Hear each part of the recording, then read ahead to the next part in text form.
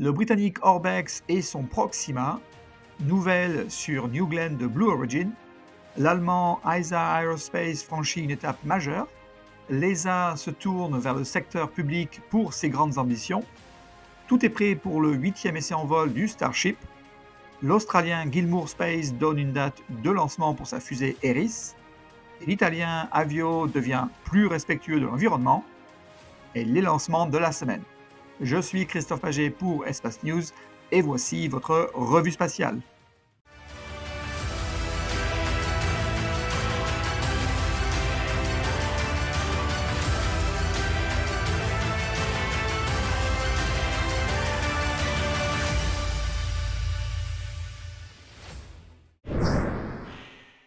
Orbex avait déjà évoqué un changement de son modèle économique, à commencer par le déménagement de sa rampe de lancement à Saxo Voord, non loin de son siège dans les Highlands près d'Inverness.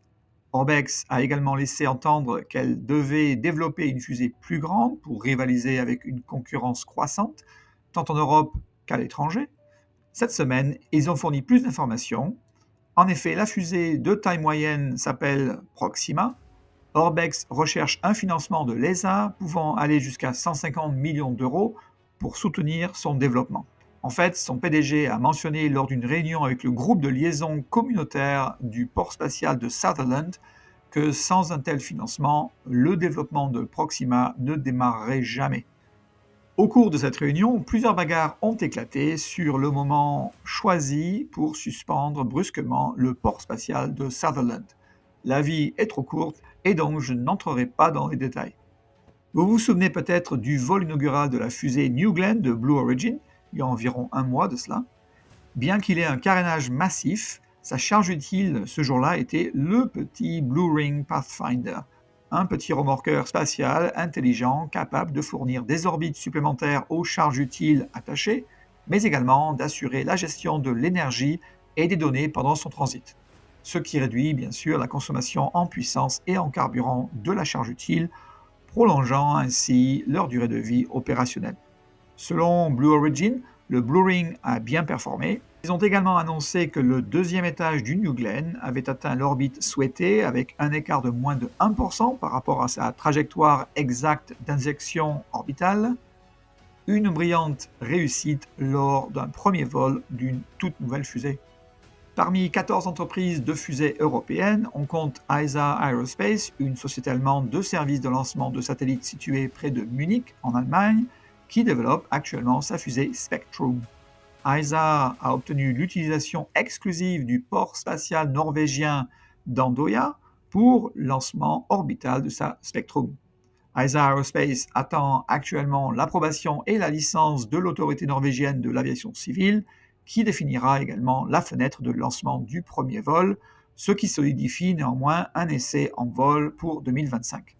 Ce vol marquera le premier lancement orbital depuis l'Europe continentale. On ne sait pas si ESA transporte une charge utile client sur sa première fusée.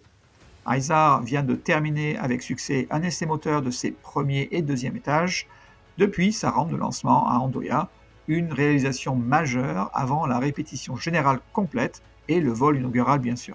ESA Aerospace a été plutôt silencieux ces derniers mois, mais a certainement accompli une tâche énorme.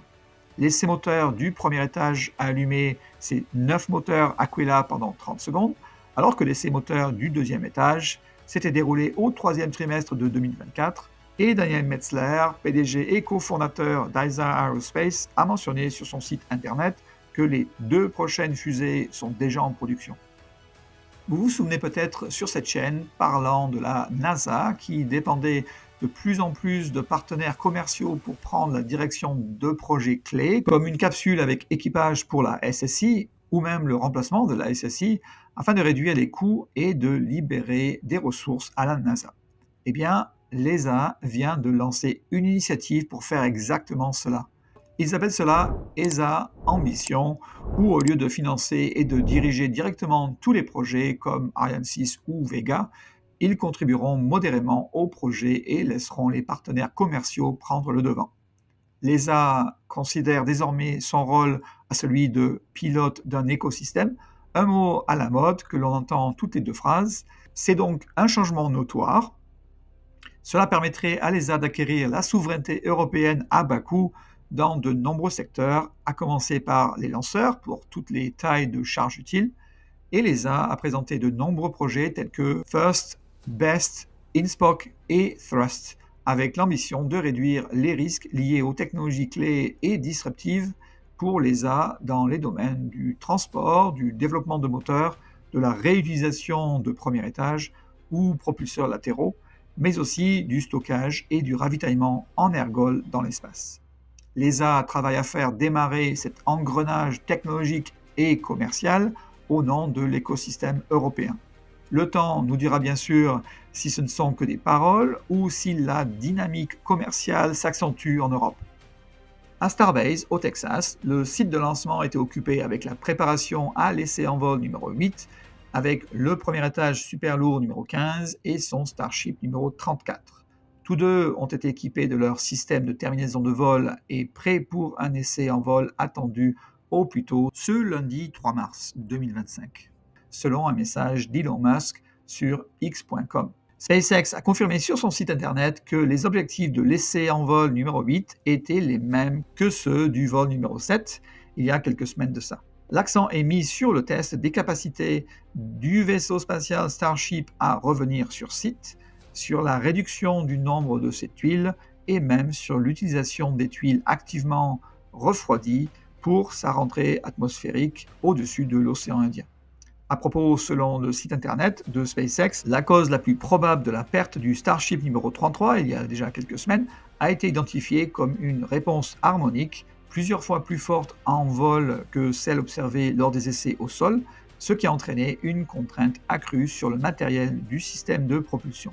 Les fuites de propergol qui ont suivi ont dépassé la capacité de ventilation de la section arrière du navire, provoquant ainsi des incendies soutenus. Des mesures correctives ont été prises pour minimiser ces amplitudes harmoniques, telles que des modifications matérielles des conduites d'alimentation en carburant, des ajustements des températures du propergol et de la poussée de croisière, ainsi que des orifices de ventilation supplémentaires et un nouveau système de purge sur la section arrière. Cela a même été testé récemment lors d'un essai moteur statique inhabituellement long au site de Massey. Restant sur le site de lancement, les nouveaux bras Mekasila de la tour numéro 2 sont en cours de gréage. Cette structure solide que vous voyez sur votre écran fait partie de la nouvelle déconnexion rapide en carburant du premier étage. Le site a également reçu des réservoirs à tir-larigot.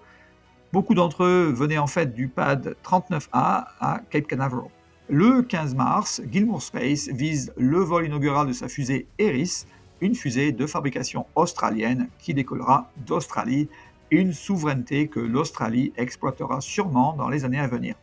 Gilmour a parcouru un long chemin et rassurez-vous, je couvrirai bien sûr cet événement. Je vous invite d'ailleurs à vous abonner si ce n'est pas déjà fait pour ne pas le manquer et soutenez votre chaîne pour continuer à vous apporter vos nouvelles hebdomadaires sur l'espace et en plus c'est gratuit. Merci d'avance. Oh, et la charge utile est constituée de boîtes de Vegemite, un produit australien qui n'a pas l'air très appétissant, car de nombreux membres du personnel en mangeaient pendant qu'ils travaillaient sur la fusée. J'aime bien leur sens de l'humour. Avio vient de tester avec succès un moteur capable d'utiliser deux types de carburants, les carburants typiques de kérosène et le peroxyde d'hydrogène, un type de javel. Cette dernière produit principalement de l'eau durant sa combustion et est donc bien meilleure pour l'environnement. Un tel moteur permettrait une flexibilité dans la mission où l'opérateur pourrait choisir le carburant adapté à l'exécution de sa mission. Je vous tiendrai bien sûr au courant de plus amples informations dès qu'elles sont disponibles. Le 21 février, SpaceX a lancé une Falcon 9 depuis la Floride pour sa mission Starlink Group 12-14. Le premier étage a volé pour sa 21e fois et a atterri sur un drone ship. Le 22 février, CASC a lancé une longue marche 3BE depuis la Chine pour sa mission ChinaSat 10R. Le même jour, SpaceX a lancé une Falcon 9 depuis la Californie pour sa mission Starlink Group 15-1. Le premier étage a volé pour la 11e fois et a atterri sur un drone ship. Le 27 février était très rempli avec SpaceX qui a lancé une Falcon 9 depuis la Floride pour sa mission Starlink Group 12-13. Le premier étage était flambant neuf et a atterri sur un drone ship. SpaceX a lancé une autre Falcon 9 depuis la Floride pour amener les alunisseurs Nova-C, IM-2 et Luna Trailblazer sur la Lune. Le premier étage a volé pour sa 9e fois et a atterri sur un drone ship. Juste après, CASC a lancé une longue marche 2C depuis la Chine pour sa mission SuperView Neo 1, 3 et 4. Plus tard dans la soirée, Roscosmos a lancé depuis le Kazakhstan une Soyuz 2.1A pour sa mission de réapprovisionnement pour la SSI appelée Progress MS-30. En résumé, du 1er janvier au 27 février 2025, 41 fusées ont été lancées avec succès. Sur ce total, 28 provenaient d'une entreprise ou d'une institution américaine, 9 de Chine et 2 de Russie. Je vous quitte cette semaine avec une photo du télescope X-Rhythm de JAXA en collaboration avec l'ESA et la NASA de l'amas du Centaure, également connu sous le nom d'Abell 3526, situé à environ 170 millions d'années-lumière dans la constellation du Centaure. Pourquoi est-il intéressant ?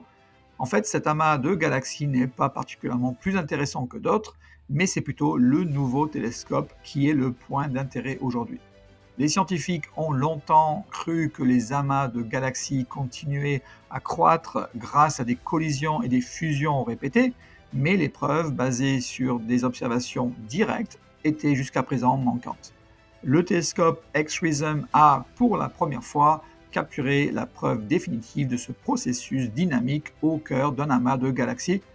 Le résultat révèle que le mouvement des gaz s'aligne sur les oscillations déclenchées par les collisions et les fusions entre amas.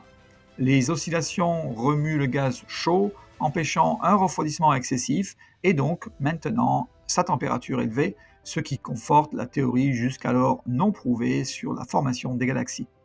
Cela améliore donc la compréhension de la façon dont l'univers est formé. On s'attend à de plus amples recherches passionnantes dans les mois et années à venir. Merci d'avoir regardé votre chaîne Espace News. À bientôt pour un nouvel épisode de votre Actualité spatiale.